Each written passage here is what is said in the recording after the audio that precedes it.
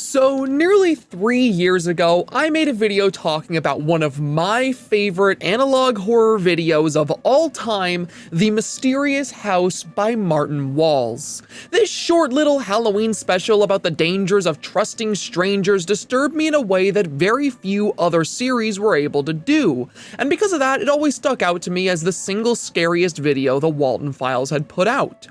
Well, a sequel was made for it nearly 4 years later, and oh my god, does it ever make the original video look like child's play now. The Return of the Pumpkin Rabbit may be my new favorite analog horror video ever. This thing is a genuine masterpiece, and I'm very glad y'all agree because this is probably my most requested video ever. Like, you guys did not stop asking for it. With that said, what do I think makes this video so damn good? Why did it resonate with me so much, and why did all of you want me to cover it so badly? Well, to give the simple answer, I think it's because The Return of the Pumpkin Rabbit is the absolute textbook definition of a perfect sequel.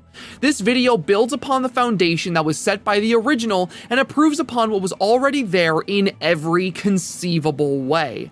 And I want to talk about that. In this video, we'll be exploring this wonderful sequel to my favorite Walten Files episode, looking into how it improves upon what was already there and acts as a lesson for all horror creators on how to create a perfect follow-up. With all that said, let's delve into it, shall we?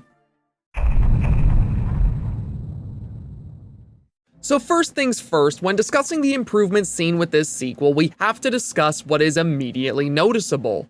The presentation and art direction of this video are absolutely fantastic. You can tell from just a small glance that the original Mysterious House video was made nearly half a decade before this one because everything about it has greatly improved since. While the original Mysterious House took the approach of being a visual novel of sorts with PNGs for each character appearing on screen for when they spoke with minimal animation, this one is not only fully animated, but fully animated with an incredibly unique style.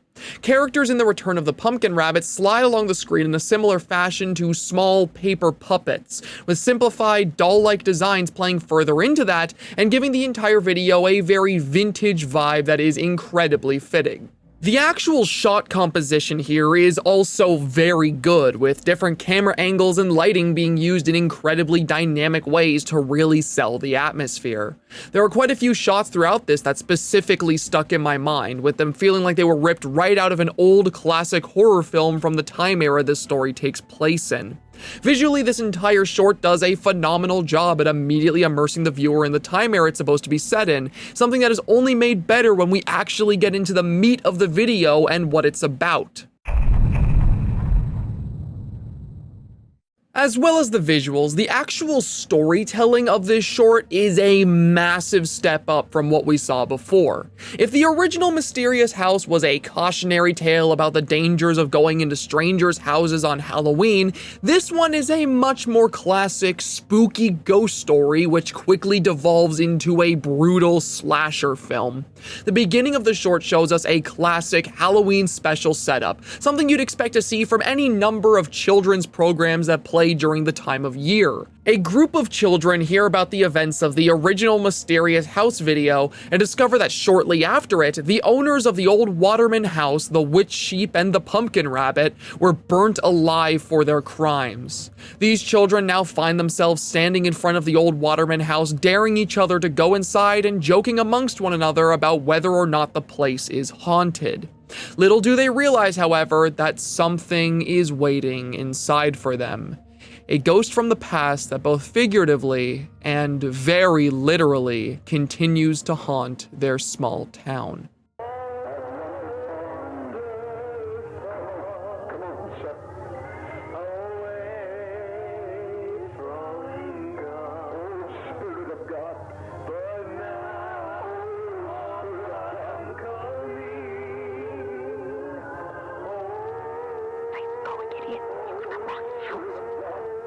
What?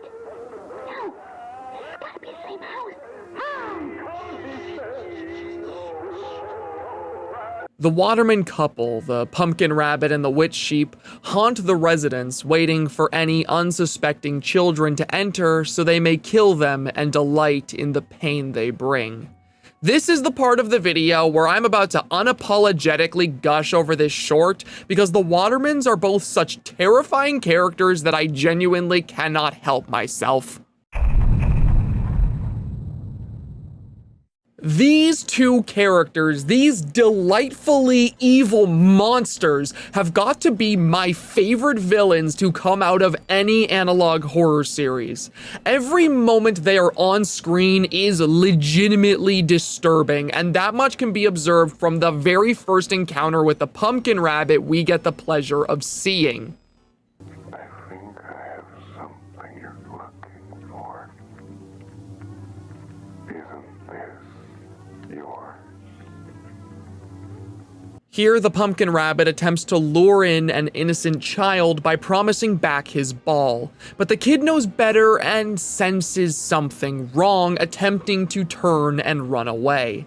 This leads to a chase where the pumpkin rabbit, imitating the scarecrows he made out of his victims' corpses, quickly catches up due to his massive, imposing size and begins tearing the kid to shreds. This single scene tells us so much about his character this time around that remains consistent throughout the entire video.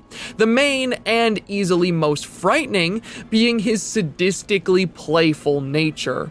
We see from the chase that ends up happening that the pumpkin rabbit is quick enough to simply catch his victims with minimal effort, and yet here he actively chooses to try and manipulate his target first. He takes pleasure from toying with his victims before actively pursuing them, even when it isn't necessary. We see him doing this again later on with another kid who hides in a cupboard. At first, he attempts to lure the child out using the corpse of her friend, but when she's unresponsive, he simply opens the door himself and crawls after her. He sees his actions as a mere game, and you can tell from the way he chuckles to himself that he enjoys every last minute of it. Hey. It's me. They're gone, Jay. It's over. Let's go home. I just need you to open the cupboard. Jay, open the cupboard. Please?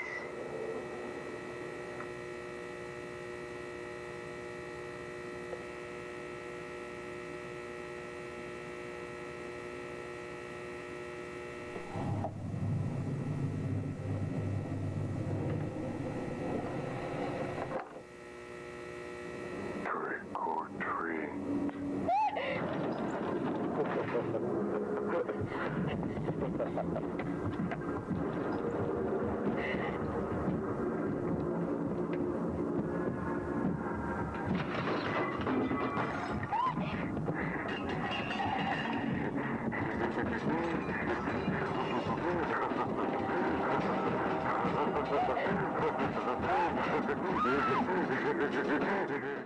Now let's compare that to the other villain of the short, the equally terrifying Witch Sheep, whose introduction tells us just as much about her and what sets her apart from the villain the short is named after.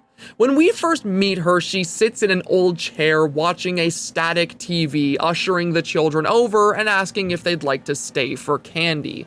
She speaks in an empty, monotone voice and barely moves a muscle. She tries to manipulate the children to stay, and when they're unresponsive, she merely watches them from the dark, continuing to stalk them throughout the rest of the video. What makes the Witch Sheep stand out so much to me is how she juxtaposes the pumpkin rabbit. While his motivations are clearly defined by his own sadism, the Witch Sheep feels completely devoid of any known motive. She kills without reason or emotion. In every scene with her, she speaks like a corpse given life, hunting these children for no reason other than the fact that she can. And I find that to be equally, if not more scary than the pumpkin rabbit. In the original Mysterious House, these characters were interesting, but didn't really have much complexity or nuance to them. This video retroactively makes them infinitely scarier and far more fascinating by showing the way they behave and hunt after people when left completely alone. And all of this is before I even mention easily my favorite aspect of the entire short, the photo album scene from the original and the way it's used here. See, in the original Mysterious House, this photo album merely served the purpose of being a spooky way of foreshadowing the fates of our main characters. The Watermans took their photo, and as we saw the wall of previous guests, we quickly recognized them as being previous victims depicted on the missing person posters. It was a way of showing the sadistic nature of these antagonists, with them taking advantage of their victims' innocence mere moments before their deaths. The return of the pumpkin rabbit further elaborates on this photo album though, and the added context it gives makes this item, and by extension those who are using it, so much more disturbing than they ever were before. See, throughout the video, we see previous victims of the Watermen stalking the children and attempting to mislead them. We see Ducky's corpse lead one of the children to an isolated room with the witch sheep, and we see the pumpkin rabbit using another to try and lure a scared child out of a cupboard. This was something we also saw these characters do in the original, however, that was never really explained. Here it is though, and it's shown to us near the end. All of this is possible because of the photo album. The photos in the album depicting the victims of the Watermans gives them control over said victims after death, forcing these poor children to lure more innocent people away from their homes and safety to suffer the exact same fate as them. Even in death, the Watermans continue to torture those they have killed, dragging around their mutilated corpses like twisted puppets. This photo album also ends up being what leads to the Waterman's demise at the end of the short, when it's burned in front of them and all their previous victims finally regain control, tearing their killers limb from limb while our main characters just watch. If this video already made the original scarier just from the way it shows us more of what these characters are capable of, this new bit of context and lore changes the way we view everything that had previously happened. It explains events that were once unexplainable and does so in a way that makes them more terrifying than they were before, which I feel is the absolute definition of what every horror sequel should try to accomplish. This short, this half an hour non-canon Walten Files short, manages to perfect the idea of a horror sequel in a way I very rarely see done. It improves upon what was there visually with much more dynamic shots and lighting, as well as a more consistent art style. It gives us a strong setup that bounces right off of where the original left us, and it adds further context to the world and characters within it that make the original more enjoyable as a result. If you're an up-and-coming horror writer who wants to learn how to create a follow-up, or you just appreciate the craft, I genuinely cannot recommend this video enough. It is a terrifying spectacle that will not leave you disappointed.